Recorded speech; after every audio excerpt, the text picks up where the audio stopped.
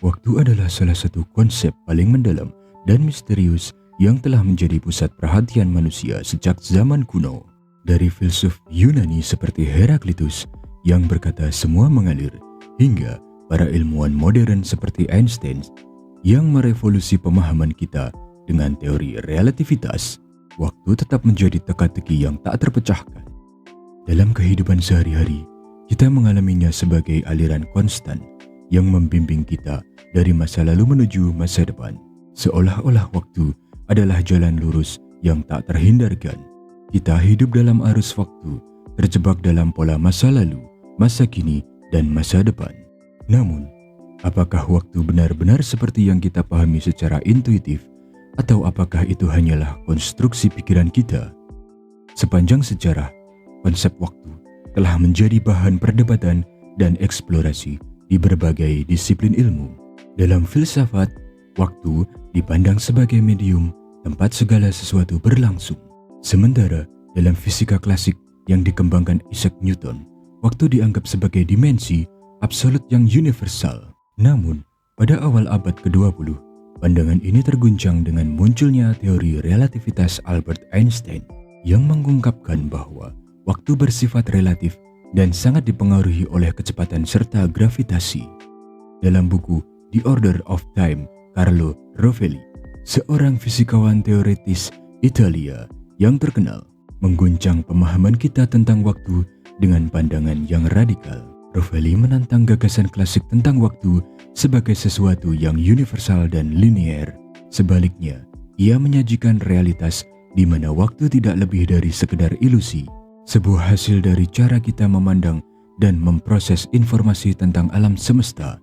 Sebagai fisikawan teoritis yang dikenal karena kontribusinya dalam teori gravitasi kuantum, Rovelli membawa pembaca dalam perjalanan melalui keajaiban waktu, mulai dari relativitas Einstein hingga implikasi dari mekanika kuantum.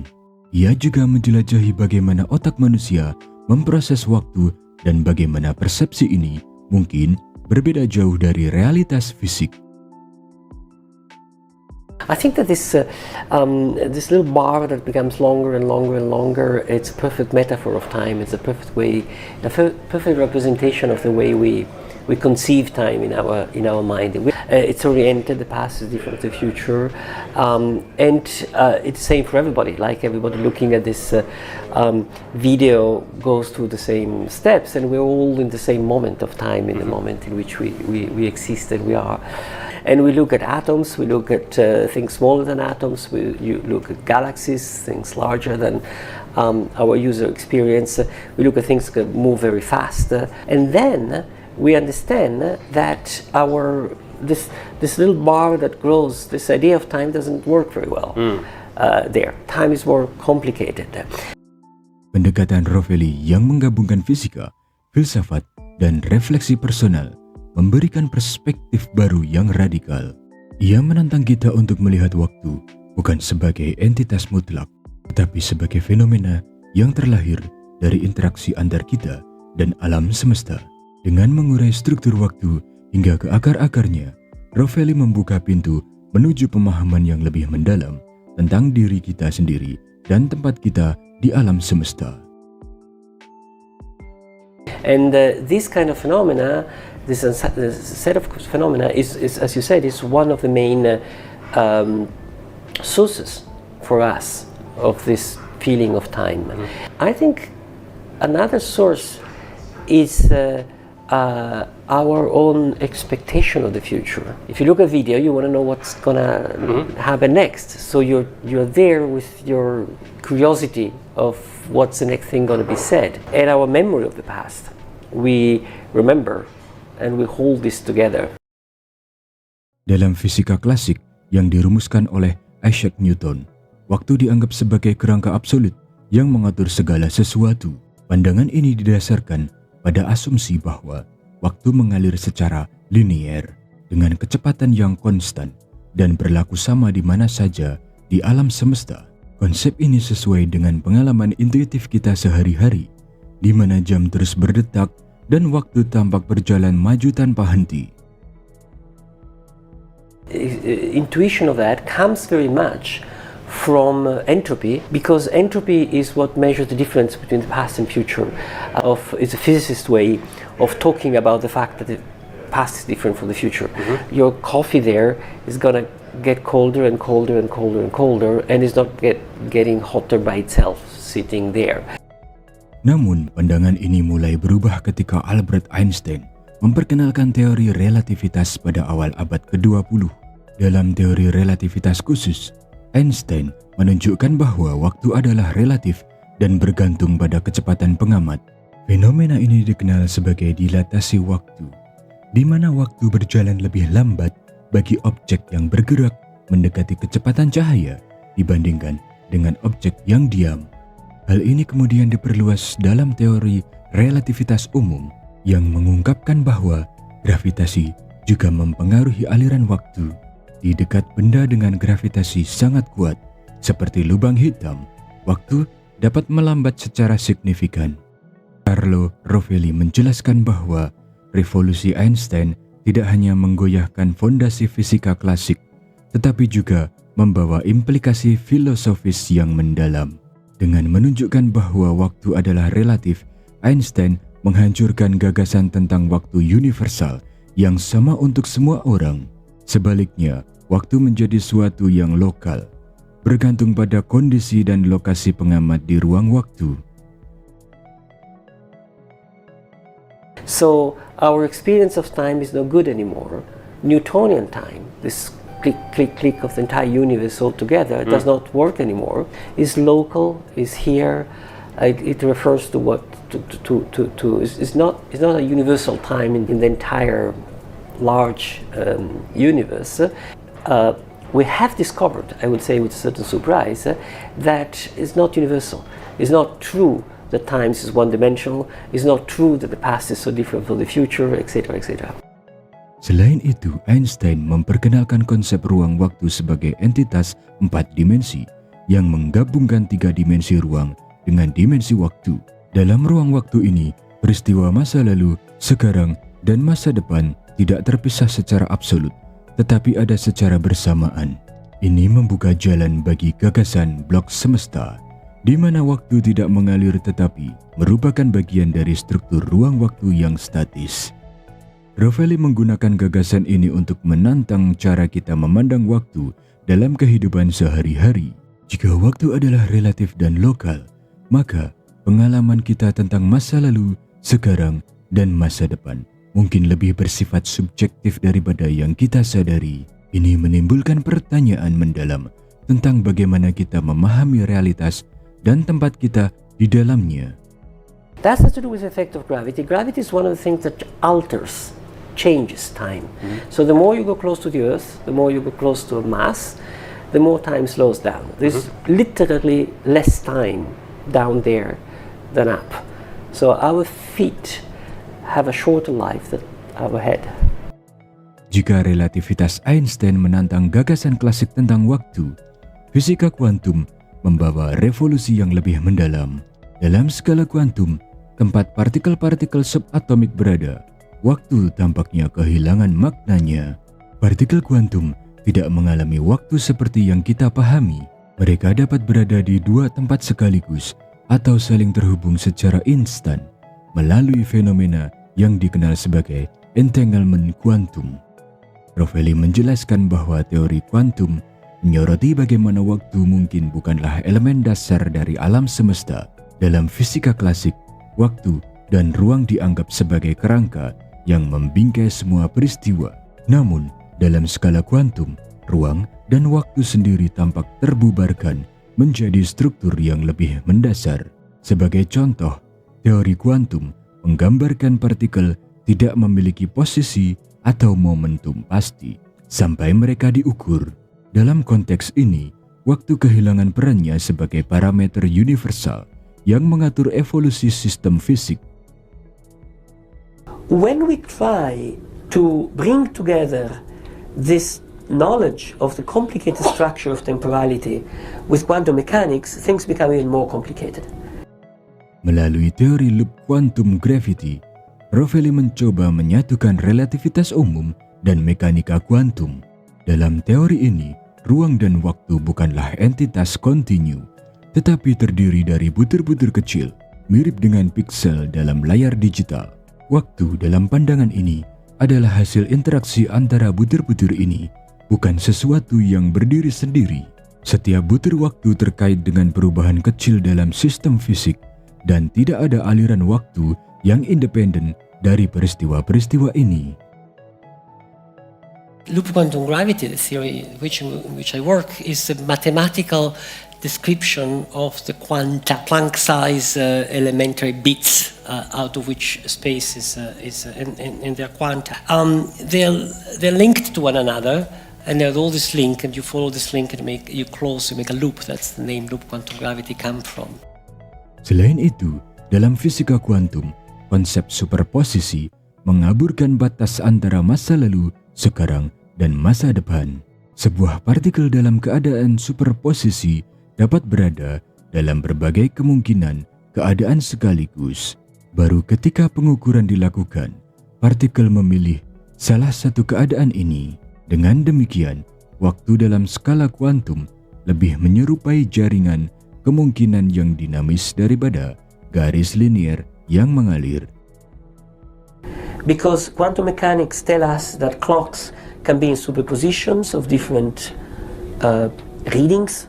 So something can be in the past and also in the future at the same time, in this funny way in which quantum mechanics allows superpositions to happen. Rovelli juga membahas bagaimana konsep entropi yang sering dianggap sebagai penyebab panah waktu berubah dalam skala kuantum. Entropi atau kecenderungan sistem untuk bergerak menuju ketidakteraturan dapat dilihat sebagai hasil dari pengamatan makroskopis terhadap fenomena mikroskopis. Dalam pandangan Rovelli, waktu yang kita alami sehari-hari mungkin hanya muncul sebagai efek kolektif dari interaksi antara partikel-partikel kuantum yang lebih fundamental. Pemikiran ini membawa implikasi mendalam bagi kosmologi dan pencarian teori segalanya. Jika waktu tidak fundamental, maka hukum-hukum fisika yang kita kenal mungkin perlu ditulis ulang untuk mencerminkan kenyataan yang lebih mendasar. Dalam The Order of Time, Rovelli mengajak pembaca untuk merenungkan kemungkinan bahwa alam semesta kita adalah jaringan interaksi tanpa kerangka waktu yang jelas, di mana apa yang kita sebut waktu hanyalah cara kita mengorganisasi pengalaman. So, all our ideas of time that is continuous, that is universal, that is unique, they all have to be abandoned. Salah satu tema paling menarik dalam buku The Order of Time adalah bagaimana waktu dipersepsikan oleh manusia. Menurut Rovelli, pengalaman kita tentang waktu sebagai aliran yang terus bergerak dari masa lalu ke masa depan adalah ilusi yang diciptakan oleh otak kita. Persepsi ini muncul karena cara otak kita menyusun kenangan dan ekspektasi. Dalam aspek psikologis, persepsi waktu sangat terkait dengan cara otak manusia memproses informasi. Otak tidak hanya merekam apa yang terjadi di sekitar kita, tetapi juga secara aktif menyusun narasi tentang masa lalu dan membayangkan kemungkinan masa depan. Proses ini melibatkan bagian-bagian otak seperti hipokampus yang bertanggung jawab atas pembentukan memori jangka panjang, serta korteks prefrontal yang memainkan peran penting dalam perencanaan dan pengambilan keputusan. Penelitian dalam psikologi menunjukkan bahwa waktu dirasakan secara subjektif dan dapat dipengaruhi oleh berbagai faktor, termasuk emosi, perhatian, dan konteks sosial.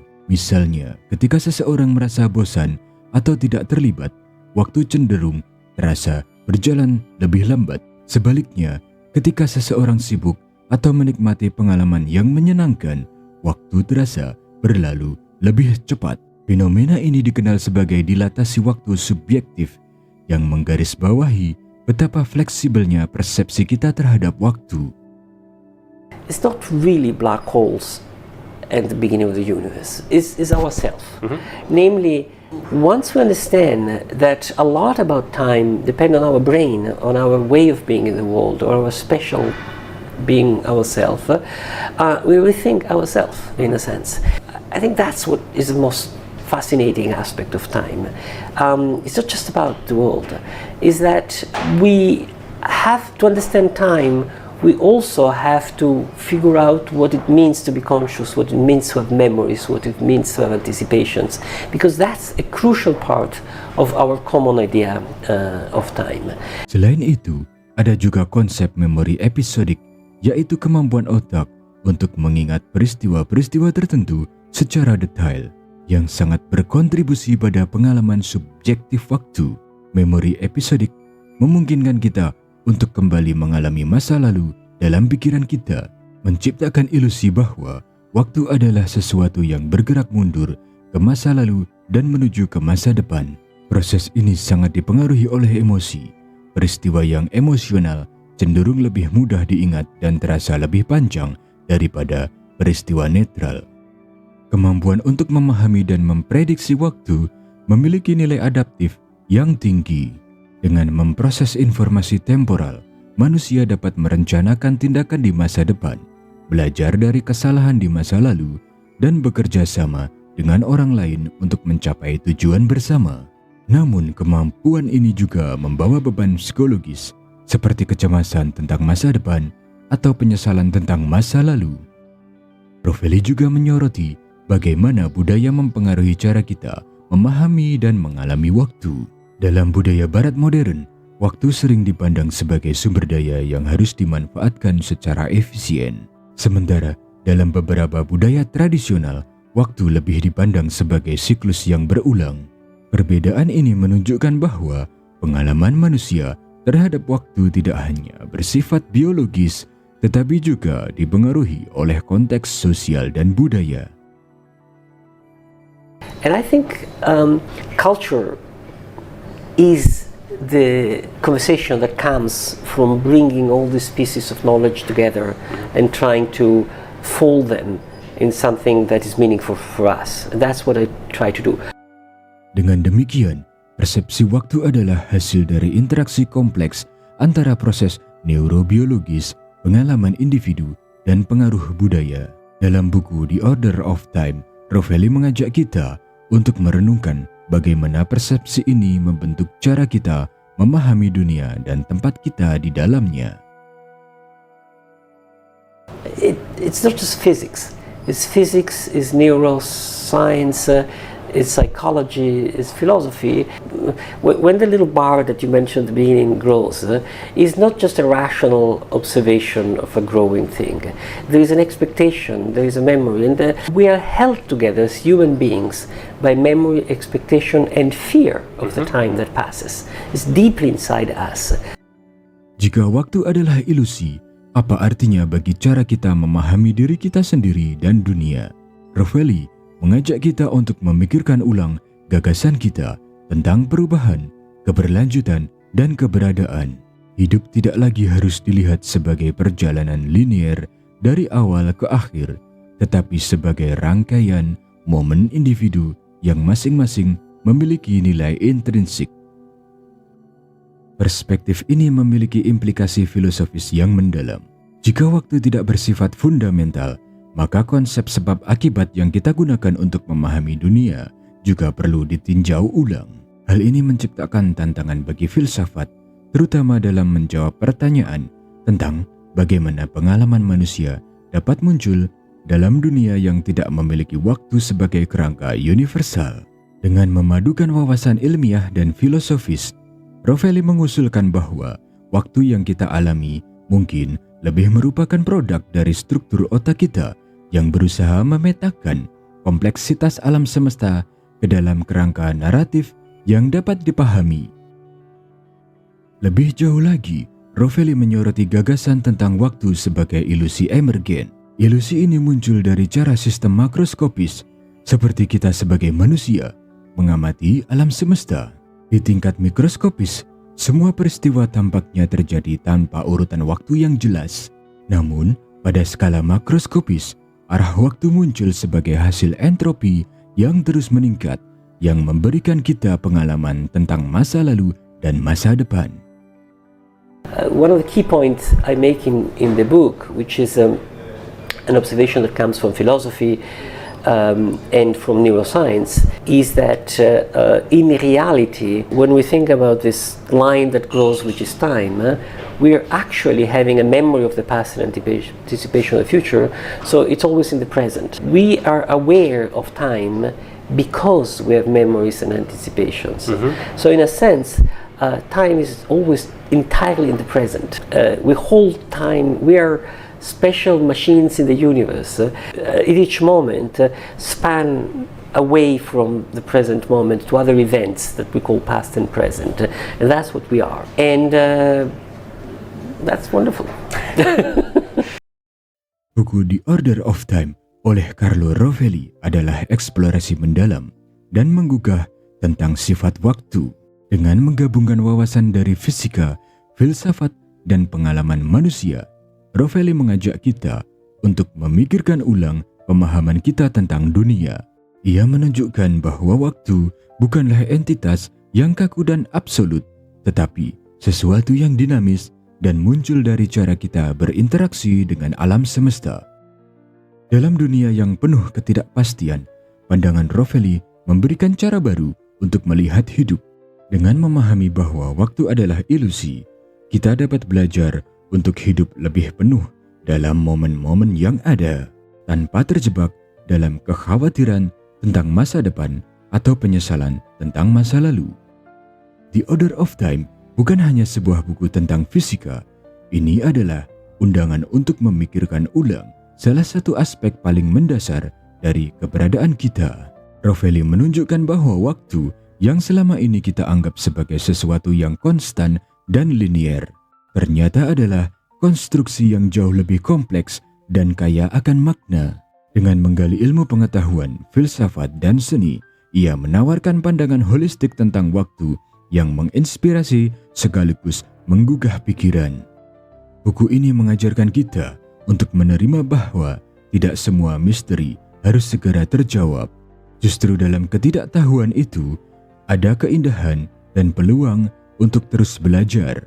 Pesan positif yang bisa diambil dari The Order of Time adalah pentingnya menghargai setiap momen yang kita miliki. Hidup ini mungkin tidak berlangsung selamanya, tetapi setiap detik yang kita jalani penuh dengan potensi untuk menemukan makna, menciptakan hubungan, dan membangun kenangan. Rovelli mengajak kita untuk memandang waktu bukan sebagai musuh yang terus berlalu, tetapi sebagai sekutu yang memberikan kesempatan untuk bertumbuh dan berubah. Dengan memahami bahwa waktu yang kita alami adalah hasil dari interaksi kita dengan alam semesta, kita bisa lebih sadar akan hubungan kita dengan dunia dan orang-orang di sekitar kita. Mari jadikan waktu yang kita miliki sebagai sesuatu yang berarti untuk diri kita sendiri dan orang lain. Rovelli mengingatkan kita bahwa meskipun waktu mungkin ilusi, keindahan dan kompleksitas dunia nyata tetap tak terbantahkan. Waktu bukanlah tempat di mana kita berada, tulisnya. Waktu adalah cara kita berada.